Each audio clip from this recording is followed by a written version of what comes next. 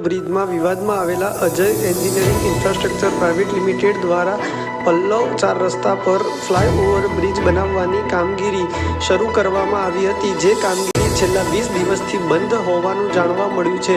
પલ્લવ Pragatinagar junction પર ₹104 કરોડના ખર્ચે બ્રિજ બનાવવાની કામગીરી વર્ષ 2021માં શરૂ કરવામાં આવી હતી.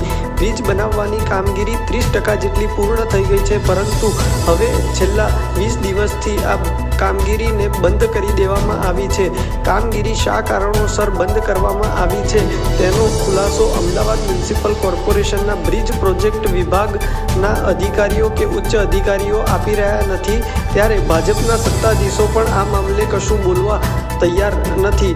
બ્રિજ બનાવવાની કામગીરી જે છે એ હાલમાં બંધ કરી દીધી છે, ત્યારે contractor Ajay engineering infrastructure private limited પાસેથી આ બ્રિજ બનાવવાની કામગીરી પરત લઈ લેવામાં આવશે કે કેમ તેના સામે સવાલો ઊભા થઈ રહ્યા છે.